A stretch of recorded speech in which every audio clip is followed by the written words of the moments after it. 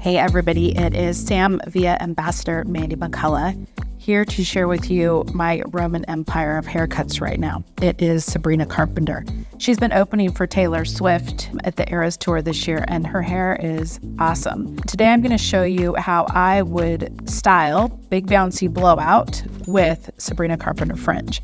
I'm using the Sam Via Signature 9-row finishing brush. I like how close the pins are together because it really helps to create tension so I can blow the hair out really quick. And I'm really just trying to get it like 90% dry. Then I'm going to come in with a 1-inch ceramic round brush. Elevation is the key here. Notice how my elevation's staying really low. We are tempted to want to get that brush up for maximum volume. I want a little bounce, but I don't want it so big. Once I have gotten the base dry, here I'm doing this, then I turn my brush so that it fits more vertically and I'm directing it forward and rolling it away from the face to work through the midshaft and ends. Then as I come into the top section, now watch how my elevation changes. Once I'm above the parietal ridge, now this hair is going to be elevated straight up and then coming through.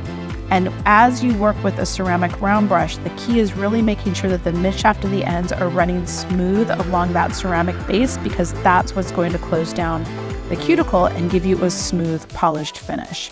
So same thing on the other side. We've already done that. Now I'm going to come to the top. So elevating straight up, because now on the top we want maximum volume, not low volume like we did on the sides.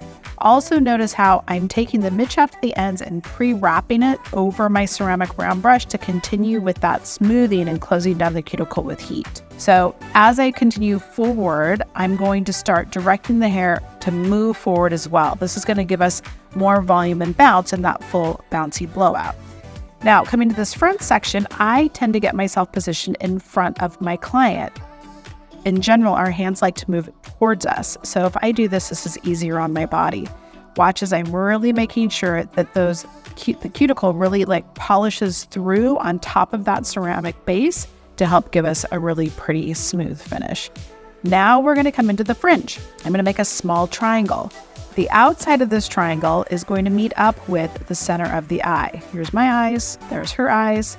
So it's a smaller triangle. And here we're going to cut the little interior. I'm using my Sam Via razor and I'm cutting from center out on both sides.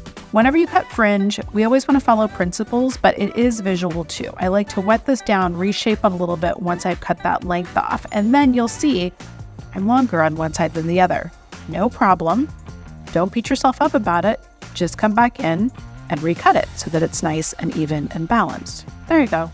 Now we're going to take a wider triangle. So it's going to go from just above the tip of this triangle to the temples. Comb that into place, center part. Now we're doing cheek to jawline for the second guide. It's not going to be an exact connection to the inner triangle, but that's okay. We want a little bit of disconnection, but you can see cheek to jawbone. Then I'm going to come in with my ceramic round brush. It's going to go vertical, and I'm just going to emphasize that movement away from the face. So already this is looking, look at, it's so pretty, looking so good. Drop the hair. And honestly, I could stop here because this looks really good, but in Sabrina Carpenter fashion, I want to add a little bit more layering around the face. So first, touch up anything you need to just to personalize that fringe. Again, this is kind of visual, so talk with your client about it as you do it. Just coming in with my shears to do that. Now I'm going to come in with my 6.5-inch dry cut shears, and I'm going to take the front section and elevate it straight up to create the side layering. You can see the guide is from the longest part of the fringe. Now I tuck my shears up into those ends.